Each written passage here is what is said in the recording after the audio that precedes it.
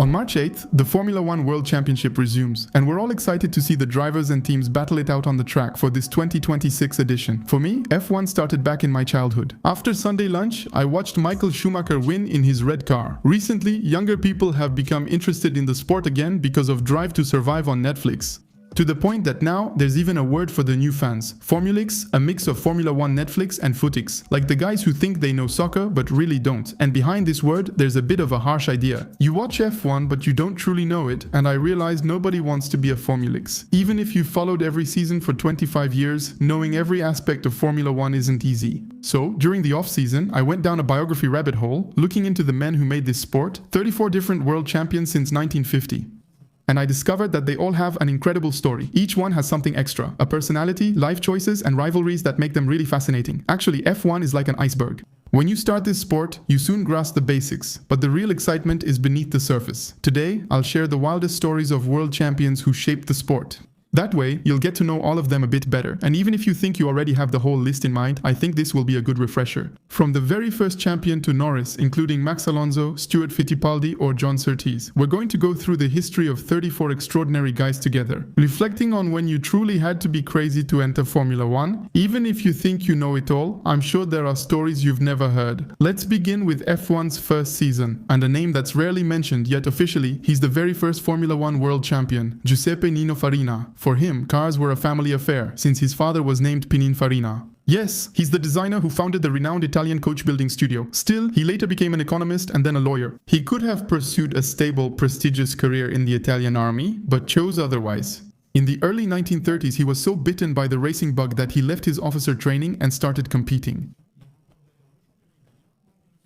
That's where he built a reputation as an aggressive driver, sometimes considered dangerous. Well, he still had two drivers who lost their lives in close duels with him, Marcel Lehoux in 1936 and Hans-Hugo Hartmann in 1938. So yes, he is dangerous despite everything. Alfa Romeo names him lead driver in 1939, but the war breaks out. When competition resumes, in 1945, Farina was over 40, he got married, and his wife Elsa Diaretto saw racing as a risky whim. Well, 3 days after his wedding, he left to race in Argentina. That's the kind of man he was. Between 1946 and 1949, he racks up victims. And in 1950, Alfa Romeo chose him as a driver for the very first Formula One World Championship alongside Juan Manuel Fangio, whom we'll talk about in a moment. Alfa dominated the season with 3 wins for each driver. The title then came down to consistency, and it's Farina who becomes the first Formula One World Champion in history after scoring more points than his World Champion teammate. At 44, that's Fernando Alonso's age, or Piastri and Hajjaz combined. The next year, he struggled at Alfa and then joined Ferrari, where Alberto Ascari dominated. By the way, Enzo Ferrari would say that he was truly a complete driver, while admitting his concern about his excessive temperament. In 1954, his car caught fire during a test at Monza, and he was seriously burned, but he didn't stop. In 1956, at almost 50 years old, he failed to qualify for the Indianapolis 500, but he didn't stop. He broke his collarbone in another accident at Monza, but he didn't stop. However, when the young Keith Andrews was killed during a test with his car for the 57 Indy 500, that's when he stopped. Our Giuseppe. Even in civilian life, he drove a bit too fast and died in 1966 in a car accident. On his way to the French Grand Prix,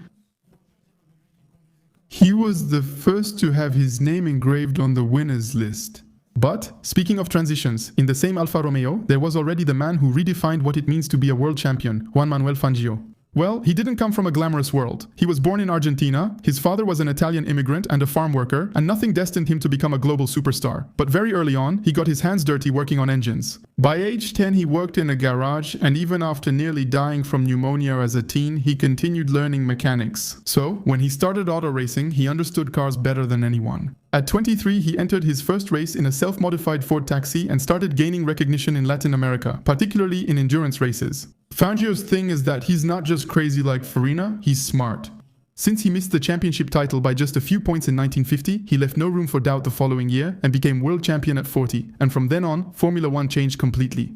In 1951, with every Grand Prix he raced, Fangio started 48 times on the front row, had 29 pole positions, 24 wins, he won nearly 1 out of every 2 races. It's totally absurd, but what makes Fangio unique isn't just the statistics, it's the way he did it. He won 5 world titles with 4 different brands, Alfa Romeo, Mercedes, Ferrari, and Maserati. He switched teams according to the engineer's performance and technical potential, always picking teams to avoid driving a bad car. In 1957, at 46 years old, he won his 5th title with Maserati, even though their car was far from being the most competitive. And his season is considered one of the greatest individual performances in the history of motorsport. But Fangio is above all the first true superstar of Formula One. In 1958 in Cuba, he was kidnapped the day before a race by Fidel Castro's associates and held until the event ended. Despite this, he stayed calm. After his career, he imported Mercedes cars into Argentina, he traveled, he represented motorsport, but he always returned to his small house in Balcarce. All his life, Fangio remained discreet and elegant, but he was a ladies' man who never got married, and at 80 years old when you asked him why, he simply replied, "I was in love with my cars."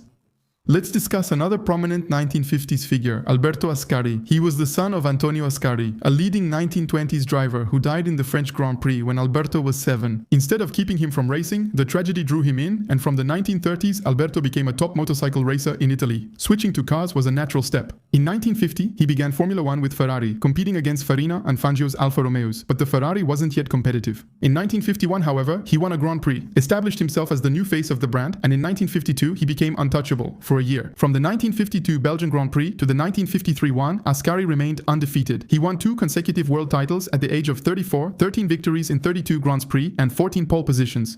An overwhelming domination that could have continued, but Ascari was a superstitious driver. After a salary disagreement, he left Ferrari for Lancia, and in 1955 in Monaco, he chased Stirling Moss. He sped past a harbour chicane, crashed his Lancia through hay bales, and plunged into the sea. He escaped with minor injuries, but was shaken. He realized before the race he was the same age as his father when he died. 4 days later, to break the curse, he drove at Monza in a private test. After 3 laps, he crashed and died in the ambulance on May 26, 1955.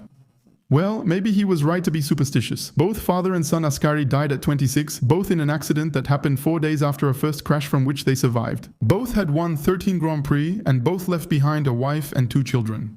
Now let's discuss a somewhat forgotten driver, Mike O'Turn, the first English world champion. He grew up around cars thanks to his father's workshop and racing team, and Mike was soon behind the wheel. He performed well in Formula 2, and in 1952 he made his debut in Formula 1. His first victory came at the French Grand Prix in 1953 after a legendary duel against Fangio. At 24 he was seen as a prodigy, due to natural talent, not effort. Off the track, he truly lived life to the fullest. He loved beer, parties, and late nights nearly as much as speed. Stirling Moss even said you were likely to find Mike at the bar the night before the 24-hour races. In 1955, he was involved in the worst disaster in the history of motorsport. While leading the race in his Jaguar, he overtook a competitor and then braked hard to enter the pit lane behind him. That led to an evasive maneuver, and a speeding Mercedes crashed into the stands. I won't go into detail, but the accident caused over 80 deaths. And even though, officially, the investigation concluded it was a chain of circumstances, many people pointed to O'Thorn's triggering move. But the real problem is that the next day, he celebrated his teammate's second place with champagne.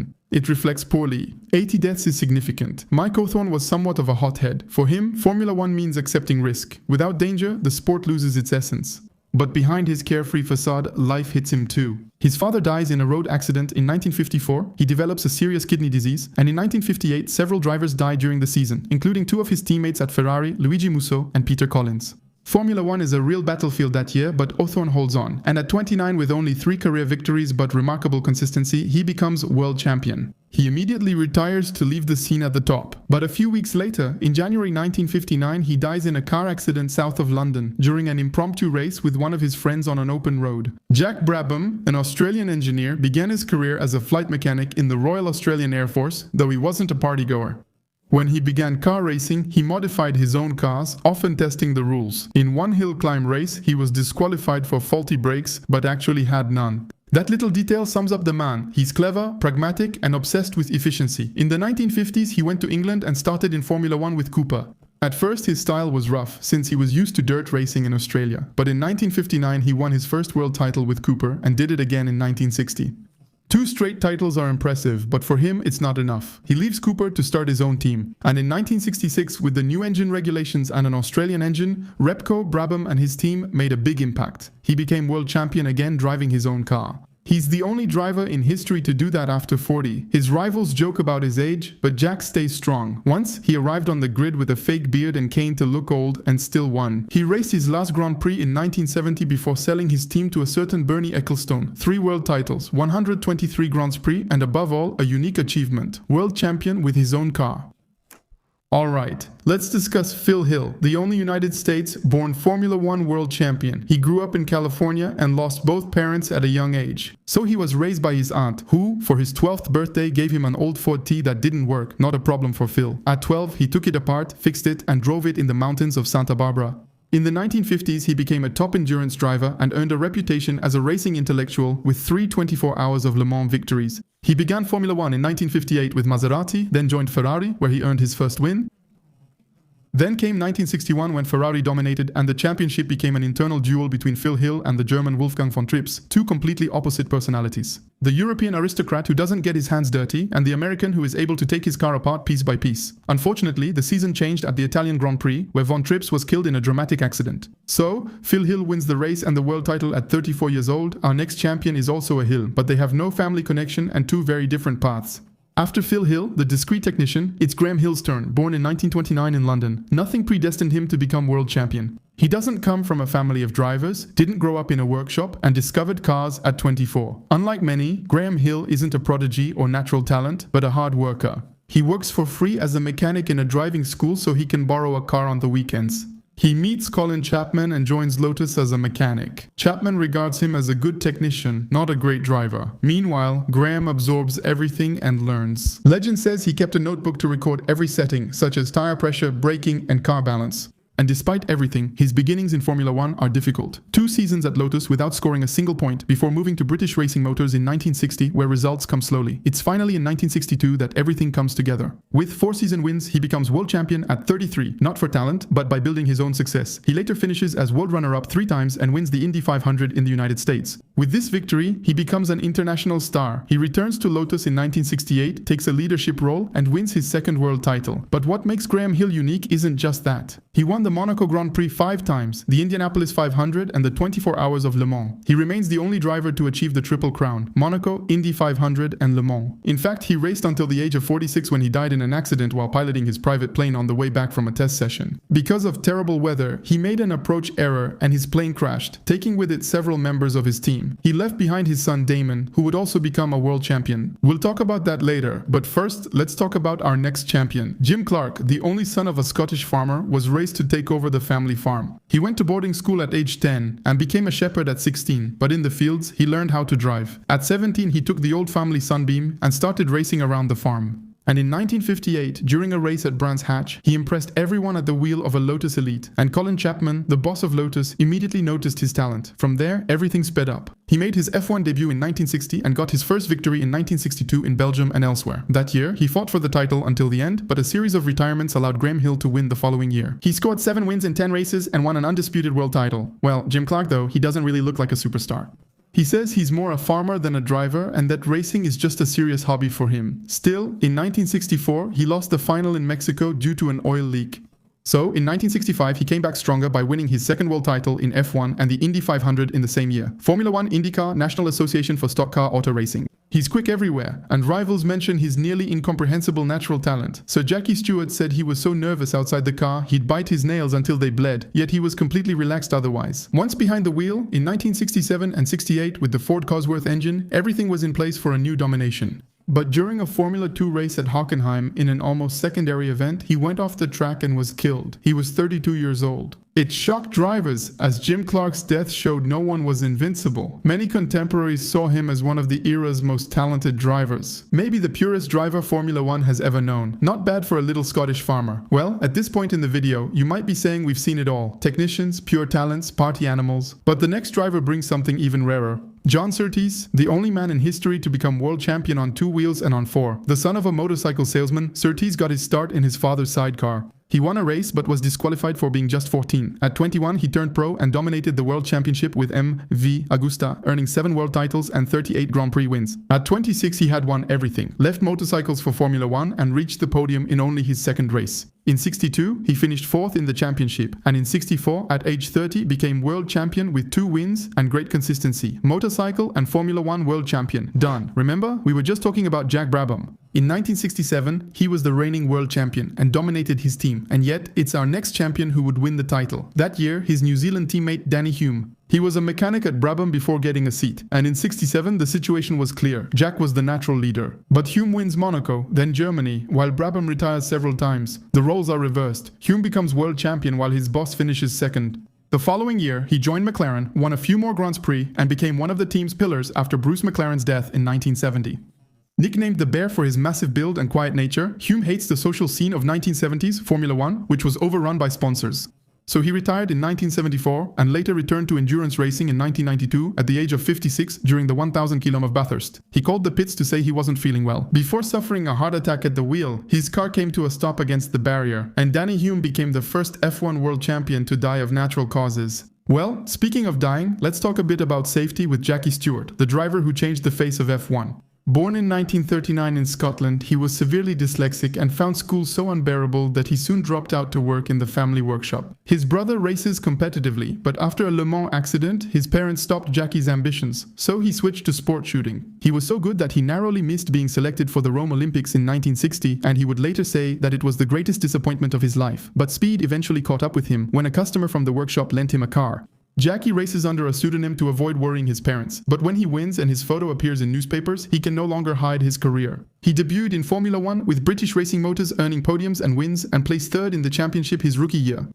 Quite impressive at the Belgian Grand Prix in 1966, he was the victim of a violent accident in the rain, trapped in his car. With no quick help, he realized just how dangerous Formula One is. From then on, Stewart became a safety advocate and demanded safer tracks, ambulances, barriers, in short, modern infrastructure, at a time when many accepted death. In this sport, he is mainly listened to because he is an excellent driver. In 1969, he became world champion, then again in 1971 and 1973. 3 championships won without forcing it, with a simple philosophy: avoid mistakes and never overdrive. He is also one of the first to understand the commercial potential of Formula One and becomes an advertising icon with his sideburns and natural charisma. Despite all this, the period remains tragic. He loses friends every year, and François Sévère, his teammate, dies during practice at the United States Grand Prix in 1973.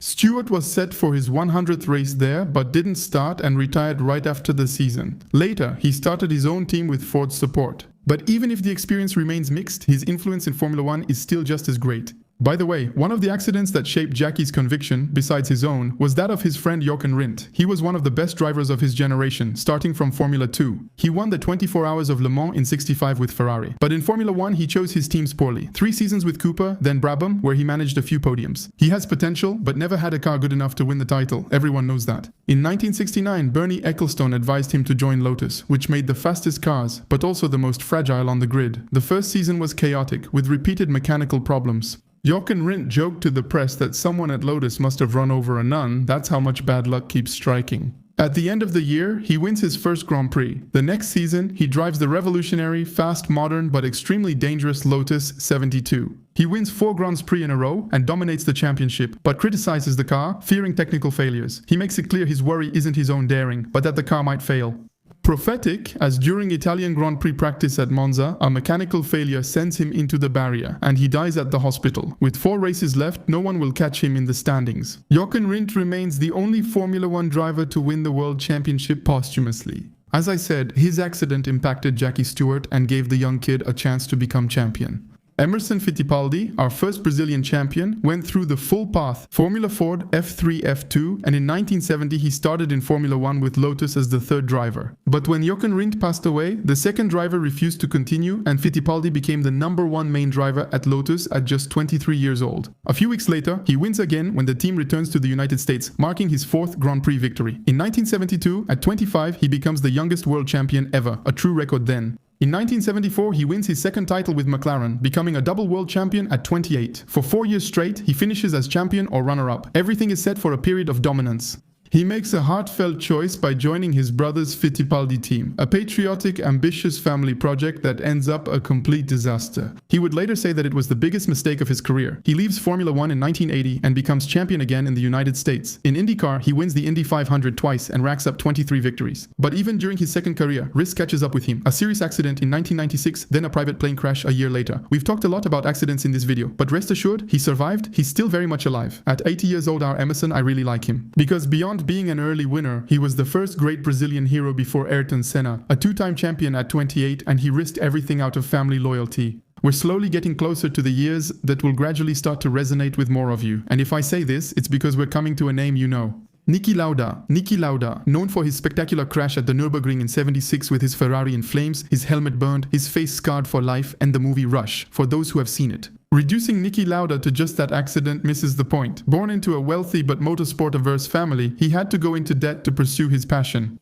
The problem is, he's not the most spectacular driver, nor the fastest around. On the other hand, he understands the car better than the others. Enzo Ferrari notices his analytical ability and obsession with detail and hires him in 1974. He spends the winter testing, optimizing, and transforming the Scuderia, leading to his domination of the 1975 World Championship. In '76, he's heading for another title when he crashes at the Nürburgring. His car hits the guardrail, catches fire, he inhales toxic fumes, and suffers severe burns. He fights for his life for several days. 6 weeks later, he's back in the Ferrari but loses the title that year after refusing to race in the rain in Japan. But he tries again in 1977, then leaves 2 years later while with Brabham. He quits mid-race weekend, tired of going in circles, and starts his airline company. Lauda doesn't live only for Formula One, but he needs money. He comes back to McLaren in 1982 for a record contract and becomes world champion for the third time in '84, beating his young teammate Alain Prost by half a point. 3 titles, a comeback after death, and later a career as an executive and consultant at Jaguar Ferrari, then a central figure in the Mercedes project starting in 2012. All Mercedes F1 cars have a small red star for him, including this year. While discussing Niki Lauda, I mentioned the movie Rush, which shows his rivalry with James Hunt. To sum up the two, it's icy precision versus instinct, because Hunt has a very spectacular style, sometimes even too much. He's nicknamed Hunt the Shunt, which means Hunt the Crasher. His career takes off at McLaren, as the '76 season becomes a global sensation due to their rivalry. James, with his long hair, rocker look, and chaotic private life, faces Lauda, who, as I told you, is rather cold and methodical. When Niki comes back from hell, he refuses to drive in the rain. In Japan, he sees the risk as unnecessary, but Hunt disagrees, finishing third and becoming world champion at 29 during the race. His lifestyle is walking around in worn jeans, barefoot at parties, loving women, alcohol, and provocations, and he even races with Sex Breakfast of the Champions embroidered on his suit. Behind the playboy image, he's actually quite anxious. 1970s Formula One is deadly, and Hunt admits he's scared, sometimes vomiting before races. And he says that spectators unconsciously come to see men die. When McLaren lost competitiveness in 1977-1978, he lost his motivation, and he left the circuit in 1979. He became a respected British television commentator before dying of a heart attack at 46. He lacked consistency and discipline as a driver. But in '76, facing Lauda, he embodied the wild side of Formula One, and that's why people liked him. Now, we're going to talk about a man who has been in the news in the sport recently, since he was the initiator of the Cadillac project, which has just arrived as a new team. It's Mario Andretti, who started as a refugee before becoming a driver. He was in Italy, in a region later annexed by Yugoslavia after World War II. However, his father despised communists so much that he fled to America. Quickly, with his twin brother Aldo, he found an oval track in Pennsylvania and built their own car to race. Each time they either won or went off the track. Andretti famously said, "If everything feels under control, you're not going fast enough." In the 1960s and 70s, Mario became one of the most versatile drivers on the planet. Stock car on dirt, National Association for Stock Car Auto Racing Endurance at Sebring and Daytona, IndyCar. He won everywhere. So, in 1968, Colin Chapman invited him to Lotus for 2 Formula One races, and during his very first test at Monza, he was the fastest. He took pole position for his first Grand Prix. He traveled between the United States and Europe to compete in both lucrative American races and Formula One. He won his first Grand Prix in '71 with Ferrari, but it would take until the mid-70s for him to fully commit to Formula One. Lotus gave him a revolutionary car in 1978 thanks to ground effect, and Andretti made the most of it to become world champion. That year, he became only the second naturalized American to win the title, remaining a standout in IndyCar through the 1990s. Thanks to that, he became a global icon, embodying the universal champion who could win anywhere in the world. The next world champion will show that raw talent alone isn't enough in Formula One. It's Jody Scheckter, born in 1950 in South Africa, the son of a mechanic. He started racing locally and progressed very quickly, heading to Europe at 20 to compete in Formula Ford. A year later, he's already in Formula One with McLaren, and he's very fast but uncontrollable. In 1973, his races alternated between impressive lap times and spectacular crashes. He made so many off-track excursions that he gained a reputation for being too aggressive. Ken Tyrrell still decides to trust him in 1974 to replace Jackie Stewart, and that's when everything changes. Tyrrell channels his energy, Jody wins his first Grand Prix race, and starts fighting for the world title. Jackie Stewart calls him one of the sport's greatest natural talents. After strong seasons, he joins Wolff and finishes runner-up in the World Championship. Before joining Ferrari in 1979, where he clearly tells Enzo that he wants the title within 2 years, except he only needs one, with his teammate Gilles Villeneuve, they have completely opposite styles. Villeneuve attacks at every corner. Scheckter, focused on the championship, plays it safe and consistently collects points, ultimately becoming world champion that year. True to character, he doesn't linger. For him, Formula One is too dangerous if you're not 100% focused. And when Ferrari declined in 1980, he decided to stop abruptly, without any media career or ambassador role, unlike many of his fellow drivers. He moved to the United States, founded a military shooting simulator company, became a multimillionaire, and later entered budget farming.